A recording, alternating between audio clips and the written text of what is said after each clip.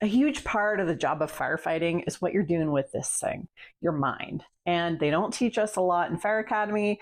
We don't learn a lot on the job. We're left to fend for ourselves when it comes to cognitive training. So today I want to give you a crash course, a 101 lesson so you can stay sharp and healthy in this industry and have the longevity you want. Welcome, hotshots, to Firepower X. This is the place where we help you stay one step ahead of stress as a firefighter. My name is Jess. I'm a former firefighter and a neuro-linguistic programming master practitioner. What the hell is that? That means I'm a personal trainer for your mind, and I want to be your secret weapon to turn you into an absolute beast at work and at home. Today we're talking about cognitive training. There are 3 areas that I really want you to focus on where you're going to see the best results when you really apply yourself. I'm going to give you some tips for each area. Let's talk about attention and focus first. There's only so many things we can pay attention to in life. We are bombarded with data, constantly just millions of bits of data in all kinds of different formats, and we can only pay attention to the things that are important to us or the things that we have to deal with. There's only so much time. Attention is a time-based element.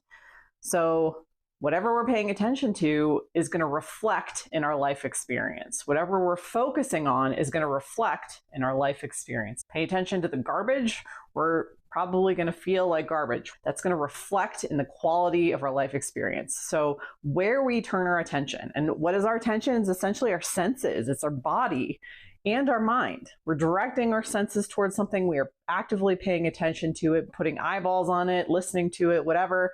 But we're also engaging our mind about this particular stimulus. So we are thinking about it. We're telling a story about it. We're assessing it. We're engaging with it with our attention. Can you take back control from the bombardment on your attention on a moment-by-moment basis? It's distracting. It's really distracting, to be honest. So the 2 of the skills that we really want to focus on in the area of attention is, 1, can you drop stuff? Can you drop things from your attention? This is important to leave things on the scene. One of the most important pieces of information I ever got was to just leave it on the scene. Leave what you see on the scene. Easier said than done. If you are used to ruminating on things or taking them home, they pop up in your mind again, you think about them, you replay the images. Can you drop stuff? Just like a dog. If a dog can learn to drop a toy, we can learn to drop things from our mind. And what does that mean? It means just gently redirecting. Gently redirect to something else. Go watch a video, go read a book, go talk to a friend, go whatever, go golfing, go fishing. Redirect your attention, go for a run, whatever helps you detach. Can you practice dropping stuff? That's one of the most important skills with attention. You just got to do it. It's pretty simple. It really is that simple. The other thing is, can you have a singular focus on something? Maybe you've been diagnosed with ADHD at some point in your life. This industry tends to attract those types. That's great. You're an expert. If you've been diagnosed with this, you're an expert at turning your attention to the things that you like and ignoring the things you don't. That's great. That's a great superpower. So ignore the label and know that you're really good at focusing on the things you actually really enjoy and hold focus on them. Where I found this being a really helpful skill as a first responder was with sleep. That active brain when we're laying down to try and let go of a busy shift or let go of a bad call that we saw, being able, again, to drop it and then turn your attention towards a singular focus. I call it a safe word. Just repeating a safe word like peace or sleep over and over again and keeping your focus on that word. This is a great time to practice, is right before you fall asleep. Just picking a word that works for you. This is very similar to transcendental meditation, which has many, many benefits, but just focusing on one thing, gently keeping your focus on one thing. Both of these skills will help you because, especially with sleep, you'll find that the singular focus on one word over and over again, repeated, you'll go to sleep. It's the benefit of it. So both of these skills hone your attention, make you awesome at directing your attention where you want it to go when it matters. The second skill is flexibility, cognitive flexibility. What is cognitive flexibility? Is being able to adopt a certain perspective, changing your point of view. Why is this important for a firefighter?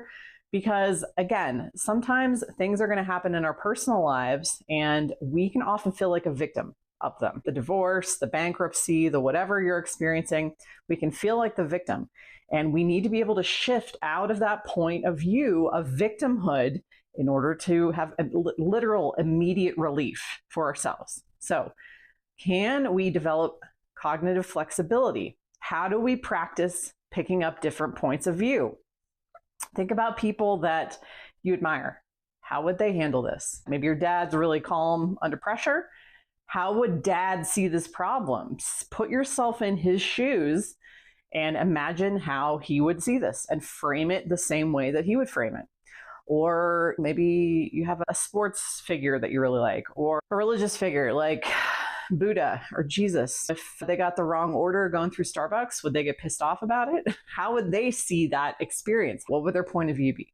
That is a great way to practice cognitive flexibility in real time. How would someone that I admire, someone that I want to be more like, view this problem? I'm going to literally put my mind into their shoes and see it out their eyes and frame it as they would frame it. And again, you're going to find you'll get better and better at jumping in and out of different perspectives so that when something hard hits you and you're really struggling with it, this is where that comes into play. It's helpful to then step into a different perspective of this may suck, but you know what? I am a hero at work. I'm a hero at work. I do this all the time for other people. I can do it for myself in this situation. That's a different perspective. Seeing yourself as hero versus seeing yourself as victim. And the last one, pattern recognition. Stay aware of your patterns. If you can observe yourself for just one day, here's the skill. Observe yourself for just one day. Just sit back in your own mind, listen to your thoughts, watch your behaviors, audit yourself for one day. You'll get a very clear picture of what's actually happening. The thing is that we're so involved with all of our own mental processes. There's so much on autopilot that we're not really paying attention. And there's a skill of attention coming in and recognizing our own patterns. Where does your mind go in difficulty? We have to be aware of the patterns that we're doing in our thinking and then subsequently our behavior in order to change it. It's easier when you recognize what the pattern is, when you've sat back and looked like, whoa, when something doesn't go my way, I tend to react with anger. That's my knee-jerk reaction to this. When you know that about yourself and you have that awareness, then when you're in the pattern, the next time it happens, you're like, okay, I'm getting angry because that's my pattern.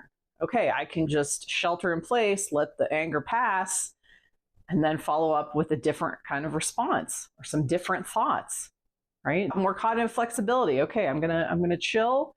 I'm gonna handle this like good old dad would handle it, or mom might handle this. That's when we're able to shift our cognitive patterns. We're able to change them when we're aware of them, when we're aware of them in the moment, and then we can follow up with something different.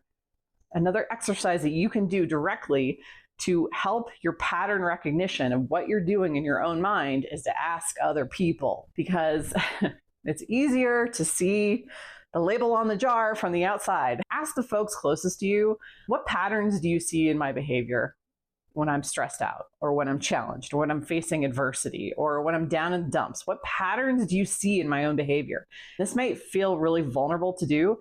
I would never tell you to do anything I didn't do. And I did this for myself a couple of times. I asked the people closest to me this question: what are my weaknesses? What are my strengths? What do you think my Achilles heel is? I had them write it down and email it to me. It was very eye-opening because I saw over the course of the first few responses some patterns. I was like, oh, everybody can see this but me. Everybody can see this but me. One of the things they said, I was way too sensitive. I took everything too personally, and that was true. And that's what I went and worked on.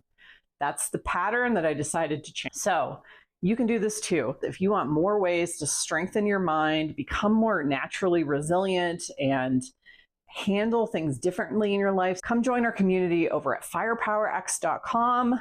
We offer mental fitness training, peer-to-peer networking, live coaching opportunities, all in a convenient virtual format. Thanks for watching, guys. We'll see you in the next video.